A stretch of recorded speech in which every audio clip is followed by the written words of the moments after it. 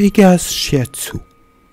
Bonjour, aujourd'hui nous allons écouter la première partie de Podane en espérant que cela réunira ceux qui voient sans entendre, ceux qui entendent sans voir et ceux qui font les deux. Pour les enfants, un peu de vocabulaire se trouve après le générique. Podane.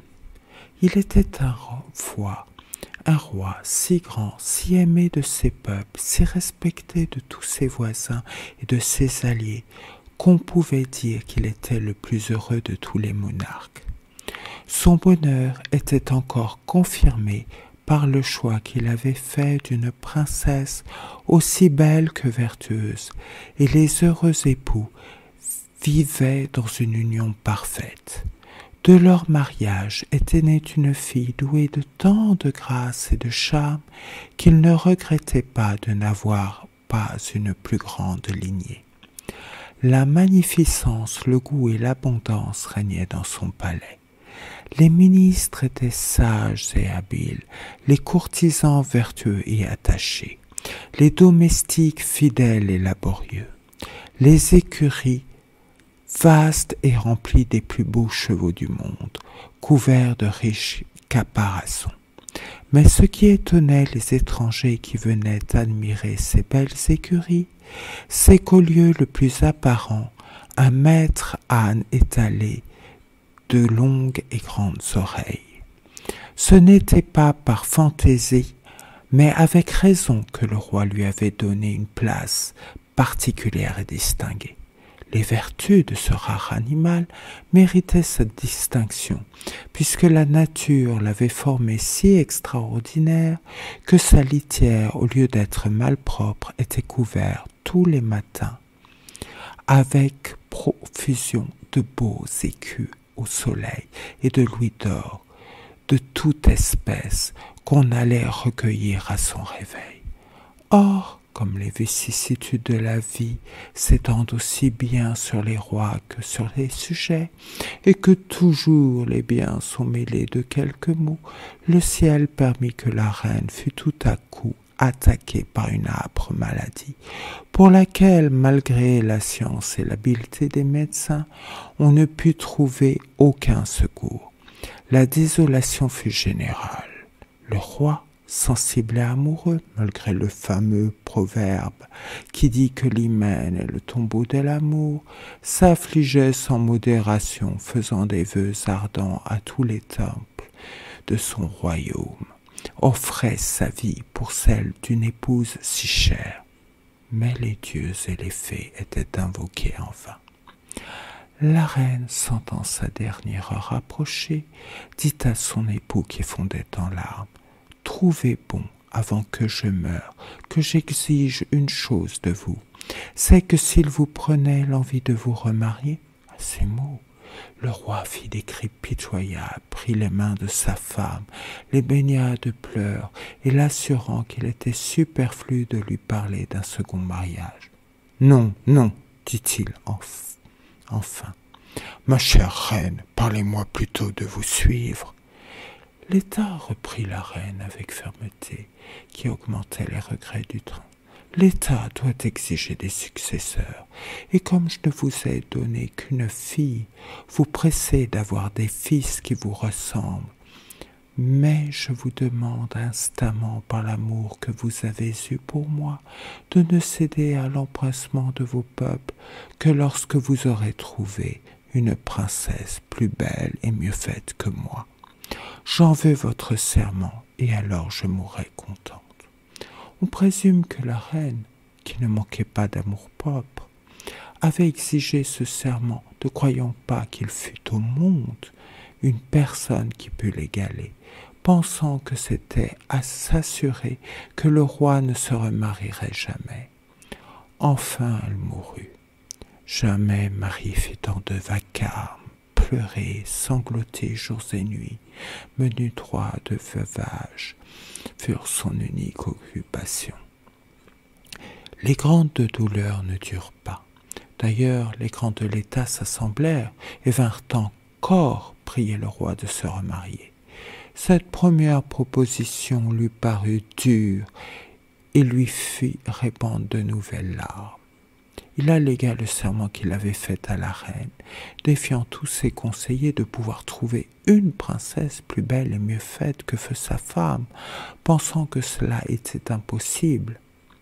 Mais le conseil traita de babiole une telle promesse et dit qu'il importait peu de la beauté, pourvu qu'une reine fût vertueuse et point stérile, que l'État demandait des princes pour son repos et sa tranquillité, qu'à la vérité l'infante avait toutes les qualités requises pour faire une grande reine, mais qu'il fallait lui choisir un époux et qu'alors, ou cet étranger l'emmènerait chez lui, ou que, s'il régnait avec elle, des enfants ne seraient plus réputés du même sang, et que, n'y ayant point de prince de son nom, les peuples voisins pourraient lui susciter des guerres qui entraîneraient la ruine du royaume. Le roi, frappé de ces considérations, promit qu'il songerait à les contenter. Effectivement, il chercha parmi les princesses à marier qui serait celle qui pourrait lui convenir. Chaque jour, on lui portait des portraits charmants, mais aucun n'avait les grâces de feu la reine. Ainsi, il ne se détermina point. Malheureusement, il s'avisa de trouver que l'infante, sa fille, était non seulement belle et bien faite à ravir, mais qu'elle surpassait encore de beaucoup la reine sa mère en esprit et en agrément. Sa jeunesse, l'agréable fraîcheur de ce teint enflammèrent le roi d'un feu si violent qu'il ne put le cacher à l'infante.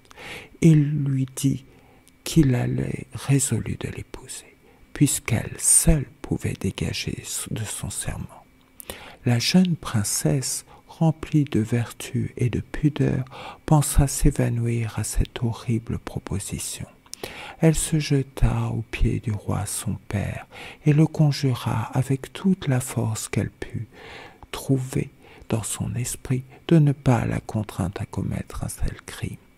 Le roi, qui s'était mis en tête ce bizarre projet, avait consulté un vieux druide pour mettre la conscience de la princesse en repos. Ce druide, moins religieux qu'ambitieux, sacrifia à l'honneur d'être confident d'un grand roi l'intérêt de l'innocence et de la vertu, et s'immisça avec tant d'astuce dans l'esprit du roi, qui lui adoucit tellement le crime qu'il allait commettre, et qu'il lui persuada même que c'était une œuvre pie que d'épouser sa fille. Ce prince, flatté par le discours de ce scélérat, l'embrassa et revint avec lui plus entêté que jamais dans son projet. Il fit donc ordonner à l'infante de préparer à lui obéir. La jeune princesse, outrée d'une vive douleur, n'imagina rien d'autre que d'aller trouver la fée des lilas, sa marraine. Pour cet effet, elle partit la même nuit dans un joli cabriolet attelé d'un gros mouton qui savait tous les chemins. Elle y arriva heureusement. La fée, qui aimait l'infante, lui dit qu'elle savait tout ce qu'elle venait de lui dire, mais qu'elle n'eut aucun souci, rien ne pouvait lui nuire si elle exécutait fidèlement ce qu'elle allait lui prescrire. « Car, ma chère enfant, lui dit-elle, ce serait une grande faute que d'épouser votre père. Mais sans le contredire, vous pouvez l'éviter. Dites-lui que, pour remplir une fantaisie que vous avez, il vous faut qu'il vous donne une robe de la couleur du temps. Jamais, avec tout son amour et tout son pouvoir, il ne pourra y parvenir. » La princesse remercia bien sa marraine, et dès le lendemain matin, elle dit au roi ce que la fée lui avait conseillé, et protesta qu'on ne tirerait d'elle aucun aveu qu'elle n'eût une robe de la couleur du temps. Le roi, ravi de l'espérance qu'elle lui donnait, assembla les plus fameux ouvriers et leur commanda cette robe sous la condition que, s'ils ne pouvaient y réussir, il les ferait tous pendre. L'empyrée n'est pas du plus beau bleu lorsqu'il est ceint de nuages d'or que cette robe lorsqu'elle est étalée. L'infante en fut toute contrastée et ne savait comment se tirer d'embarras. Le roi pressait sa conclusion. Il fallut recourir encore à la marraine qui, étonnée de ce que son secret n'avait pas réussi, lui dit d'essayer d'en demander une de la couleur de lune. Le roi, qui ne pouvait rien lui refuser, envoya chercher les plus habiles ouvriers et leur commanda si expressément une robe de couleur de lune qu'entre ordonner et apporter il n'y eut pas 24 heures. L'infante, plus charmée de cette superbe robe que des soins du roi son père, s'affligea immodérément lorsqu'elle fut avec ses femmes et sa nourrice. La fée des lilas, qui savait tout, vint au secours de l'affligée princesse et lui dit « Ou je me trompe fort, ou je crois que si vous demandez une robe couleur du soleil, ou nous viendrons à bout de d'écouter le roi votre père, car jamais on ne pourrait parvenir à faire une pareille robe, ou nous gagnerons au moins du temps. » L'infante en convint, demanda la robe et l'amoureux roi donna sans regret tous les diamants et les rubis de sa couronne pour aider à ce superbe ouvrage, avec l'ordre de ne rien épargner pour rendre cette robe égale au soleil.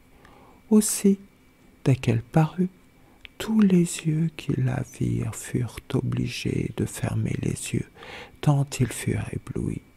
C'est de ce temps que datent les lunettes vertes et les verres noirs. Que devint l'infante à cette vue? Jamais on n'avait rien vu de si beau et de si artistement ouvré. Elle était confondue, et sous prétexte d'avoir mal aux yeux, elle se retira dans sa chambre où la fée l'attendait, plus honteuse qu'on ne peut le dire.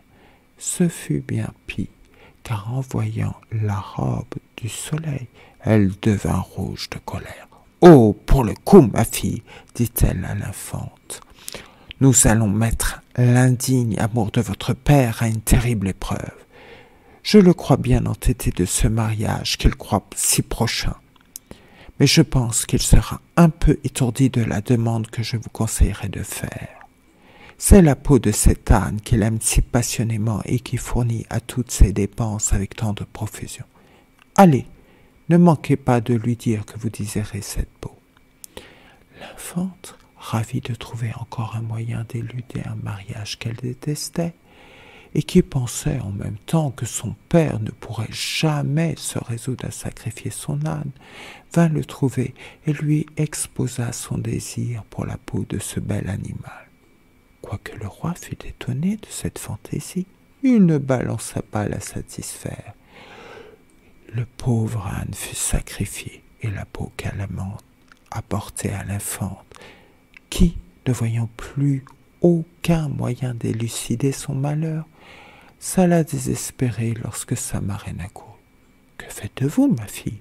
dit-elle en voyant la princesse déchirant ses cheveux et meurtrissant ses belles joues. « Voici le moment le plus heureux de votre vie. Enveloppez-vous de cette peau, sortez du palais et allez tant que la terre pourra vous porter. Lorsqu'on sacrifie tout à la vertu, les dieux savent en récompenser. Allez, j'aurai soin que votre toilette vous suive partout, en quelque lieu que vous vous arrêtiez. Votre cassette, où seront vos habits et vos bijoux, suivra vos pas sous terre. Et voici ma baguette que je vous donne. En frappant la terre, quand vous aurez besoin de cette cassette, elle apparaîtra à vos yeux. Mais hâtez-vous de partir et ne tardez pas. » L'infante embrassa 1000 fois sa marraine, la pria de ne pas l'abandonner, s'affubla de cette vilaine peau après s'être barbouillée de suie de cheminée et sortit de ce riche palais sans être reconnue de personne. L'absence de l'infante causa une grande rumeur. Le roi, au désespoir, qui avait fait préparer une fête magnifique, était inconsolable. Il fit partir plus de 100 gendarmes, plus de 1000 mousquetaires pour aller à la quête de sa fille. Mais la fée qui la protégeait la rendait invisible aux plus habiles recherches. Ainsi il fallut s'en consoler. Pendant ce temps, l'infante cheminait. Elle alla bien loin, encore plus loin, et cherchait partout une place. Mais quoique par charité on lui donnât à manger, on la trouvait si crasseuse que personne n'en voulait. Cependant, elle entra dans une belle ville, à la porte de laquelle était une métairie, dont la fermière avait besoin d'une souillon pour laver les torchons, nettoyer les dindons et le jeu des cochons. Cette femme voyait cette voyageuse si malpropre, lui proposa d'entrer chez elle, ce que l'infante accepta de grand cœur, tant elle était lasse d'avoir tant marché. On la mit dans un coin reculé de la cuisine, où elle fut, les premiers jours, en but aux plaisanteries grossières de la valetaille, tant sa peau d'âne la rendait sale et dégoûtante. Enfin, on s'y accoutuma. D'ailleurs, elle était si soigneuse de remplir ses devoirs que la fermière la prit sous sa protection. Elle conduisait les moutons, les faisait parquer autant où il le fallait, les menait les dindons paître avec une telle intelligence qu'il semblait qu'elle n'eût jamais fait autre chose. Aussi tout fructifiait sous ses belles mains. Un jour, qu'assise près d'une claire fontaine, où elle déplorait souvent sa triste condition, elle s'avisa de s'y mirer. L'effroyable peau d'âne qui faisait sa coiffure et son habillement l'épouvanta. Honteuse de cet ajustement, elle se décrassa le visage et les mains, qui devinrent plus blanches que l'ivoire, et son beau teint reprit sa fraîcheur naturelle. La joie de se trouver si belle lui donna envie de se baigner, ce qu'elle exécuta. Mais il lui fallut remettre son indigne peau pour retourner à la métairie. Heureusement, le lendemain était jour de fête. Ainsi, elle eut le loisir de tirer sa cassette, d'arranger sa toilette, de poudrer ses beaux cheveux et de mettre sa belle robe couleur du temps. La chambre était si petite que la queue de cette belle robe ne pouvait s'étendre. La belle princesse se mira et s'admira, elle-même avec raison, si bien qu'elle résolut, pour se désennuyer, de mettre tour à tour ses belles robes, les fêtes et les dimanches, ce qu'elle exécuta ponctuellement. Elle mêlait des fleurs et des diamants dans ses cheveux avec un art admirable. Et souvent elle soupirait de n'avoir pour témoin de sa beauté que des moutons et des dindons qu'il aimait autant avec son horrible peau d'âne dont on lui avait donné le nom dans cette ferme. Un jour de fête, que Peau d'âne avait mis une robe couleur du soleil, le fils du roi à qui cette femme appartenait vint y descendre pour s'y reposer, revenant de la chasse. Le prince était jeune, beau et admirablement bien fait. L'amour de son père et de la reine, sa mère, adoré de tous les peuples. On offrit à ce jeune prince une collation champêtre qu'il accepta. Puis il se mit à parcourir les basses-cours et tous les recoins. En courant ainsi de lieu en lieu, il entra dans une sombre allée, au bout de laquelle il vit une porte fermée.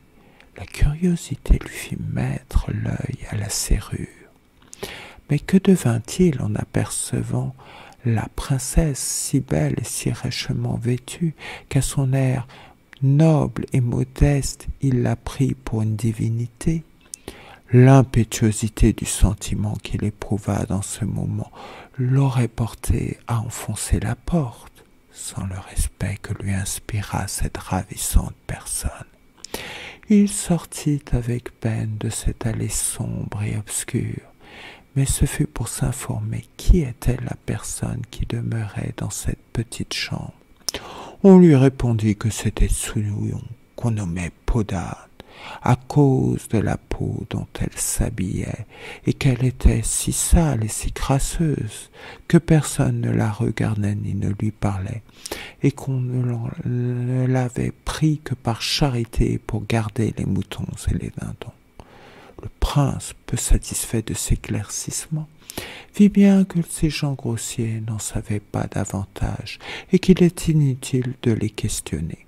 Il revint au palais du roi son père, plus amoureux qu'on ne peut le dire, ayant continuellement devant les yeux la belle image de cette divinité qu'il avait vue par le trou de la serrure. Il se repentit de n'avoir pas heurté à la porte et se promit bien de n'y manquer une autre fois. Mais l'agitation de son sang, causée par l'ardeur de son amour, lui donna dans la même nuit une fièvre si terrible que bientôt il fut réduit à l'extrémité. La reine, sa mère, qui n'avait que lui d'enfant, se désespérait de ce que les remèdes étaient inutiles. Elle promettait en vain les plus grandes récompenses aux médecins. Ils y employèrent tout leur art, mais rien ne guérissait le prince. Les enfants, n'oubliez pas de regarder le vocabulaire après le générique, en espérant que cela vous a plu. Au revoir.